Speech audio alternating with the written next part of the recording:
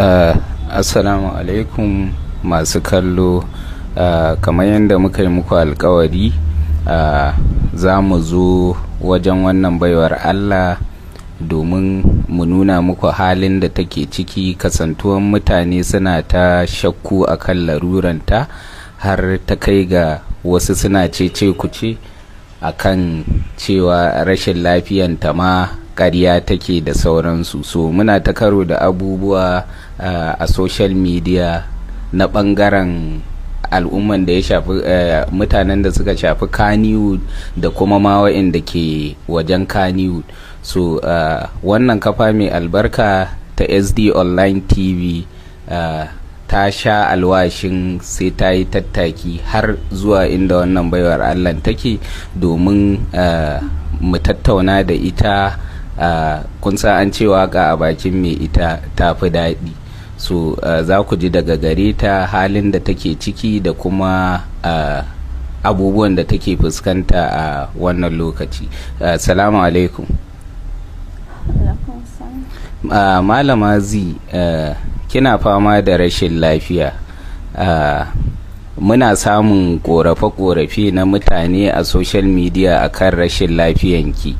Ya kike kallon abin? Rashin lafiya akan bani da lafiya, kuma da abubuwan da ake ina ji ina gani, saboda ba daga sama na faɗo ba, amma ban gani ba 'yan uwana suna gani. To raɗe-raɗen da ake a ce ƙarya ne, ina yi ne don in nemi kuɗi.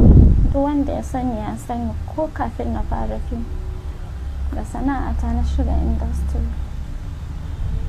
sannan kuma na zo na samu lalura daga baya. Maganar da suke yi akan ciwo na ƙarya ne. Na ce duk wanda yake so ya san ban da lafiya zo inda nake.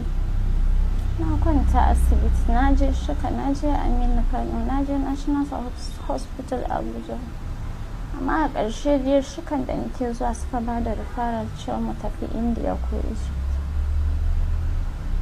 So a halin da ake ciki yanzu, wane tallafi kika samu daga kungiyoyin da suka shafi masana'antar fim da kuma kungiyoyin da suke wajen masana'antar fim? Akwai wata kungiya da ta baki wani tallafi na musamman akan laruran da ke damunki? Gaskiya babu kungiya sai guda ɗaya, shi kuma wannan kungiyan a TikTok ne ma, wanda ba ni na kai kaina ba. Adaman Kamai ta kai ni gidan Gilan Dauda Ismail, yana UK. A nan gidan suka bani 530. Yan uwana kuma yan fim da zan ce wanda ya bani abu, Aisha Humaira, last year shekara ɗaya kenan, ta bani miliyan 1. ta zo cikin azumin nan ko kafin azumi ne, zan iya manta saboda rashin lafiya, ta bani miliyan 2. Hadiza Gaban ta bani 500,000. Tiwa Shaba ya bani 200,000. Sandanja ya bani 100,000.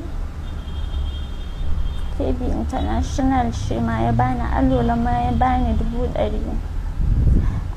Aziz Dan Suman ma ba zan iya kirga maka sanda ya kira ni ba, ya bani ma kuɗi, ba zan iya tantance ga adadin kuɗin da ya bani ba. Sannan Aminu Miro ya yi tattaki ya zo ya gani har emergency a Shika. Ta kanta Adaman Kamai ta zo ta same ni a asibiti a Shika, sun zo sun gaishe ni. Sannan Tiwa Shaba ma ya zo ya gaishe ni har Kaduna. Sai magana da ake yi irin masu comedy su ɗan Yarbawa, su buroshin waka, duk sun yi postin a kan rashin lafiya na. Adamu ma haka. Amma masu cewa ciwo na ƙarya ne, ni na basu da Allah. A'a, Zainab tana alluran shaye-shaye ne, ba rashin lafiya take yi ba. Ana huda mata jiki, akwai wanda yake mata kaza yake mata kaza. Na bar mutum a madakata. saboda ko da kuɗi dai aka baka a yanayin dai da nake ciki ina wahala. Ni duk wanda ya sani da nima ban yadda wani ya bani ba, amma har ciwo na ya kai ga yanzu sai dai ni ina neman tallafi, ya kai iyaka.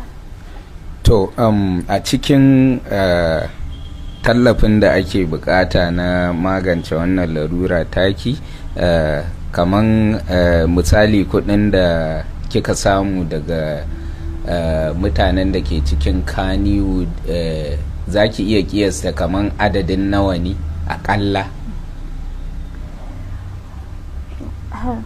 Duk wanda zai ce maka a yi laluran zai kaza kaza ba zai ce ba, sai dai ka ji ya ce wai ai an san ba ta da lafiya amma ciwon ta bai kai haka ba.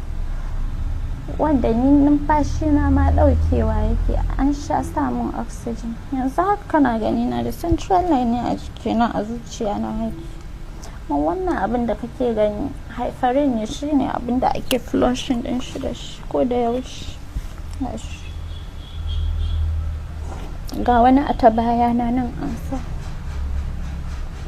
So adadin kuɗi da kika samu daga tallafi? Ba yi bidiyo akan a taimake ni da sauransu. Fauziyadi Suleiman mata ɗauka ta sa a bangago. To ba zan iya cewa ta gefen tiwa shaba bane ko ta gefen Fauziyadi Suleiman ne, amma kuma duk kiran da za a ce tiwa shaba sun ga ya dora account ɗina da number na ya jiki. A lokacin sun tara kuɗi ya kai miliyan 1 da kusan 800 da wani abu, a cikin har ne wani hoto na jijiyoyi da ake ce mishi dobla. Ok, so korafin da muka sassamu daga mutane da dama suna so lallai ki proving abin da kika samu daga tallafi na 'yan uwanki na masana'antar fim da kuma wajen fim, saboda su san adadin nawa kika samu sannan nawa ya rage a samu daga cikon abin da ya shafi laruranki. So za ki iya ɗan ƙiyasta mana kamar adadin nawa kika samu, sannan kuma kuɗin ta wani ɓangare suke tafiya? Abin da na faɗa maka na samu duka na lissafa maka wa'inda suka bani. Duk lokacin ina asibiti ciwo na cin kuɗi, duk kuɗin da na samu ya tafi a ciwo na. Kuma zahiri 'yan uwana suna kan yi min, ba wanda ya yadda ni, abokan arziki wani ma ban san shi ba, za a kira ni a ce min ya jiki, a yaya yanayin ciwo yake. To ciwo na abin da ya kasan ciwo na blood clotting na samu, ya rike min tube ɗina na kidney, ya rufe min zuciya na, arteries ɗina da veins ɗina sai suka zama ba sa aiki, ya bushe, sun cikurkuɗe haka kamar waya. So idan za a samun kanula sai wuri ya fashe, sai boston kamar kaga nan da wuya na ne, shi ma nan kanula aka sa ya fashe, nan ma kanula ne ya fashe, nan ma haka. Sai aka ce kawai a samu wannan karfen da shiga zuciya na, ta nan za a iya a ce duk medication ɗin da za a yi, kuma ana flushing saboda kada infection ya kama gurin, in samu heart attack. So akalla kina kashe kaman adadin naira nawa wajen yin wannan flushing? Zan iya ce kusan kwana 3 ko 4 ina kashe kusan 120 da wani abu. Wani lokacin kuɗin ya rage in an je siyan magani, wani lokacin kuma a ce an ƙara 2,000 ko 3,000 a ƙasar. Gaskiya Aisha mai ta yi min kokari, ba wai dan ta bani kuɗi ba, a'a kirana da take jin yaya ne aka samu, menene yanzu ya rage da sauransu. Da shi tiwa sha ba da ya dauki abin kamar yar uwar shi ne ko wani nashi ne abin ya faru da shi. So, magana da nake dan wanke kaina shine adadin mutanen waje da zan ce sun bani kuɗi babu su. Sai wa'inda na faɗa maka, wa'inda za a kira ni ban san su ba, saboda namban wayana da aka sa. So ba wani group a industry da suka hada kuɗi suka bani, babu shi.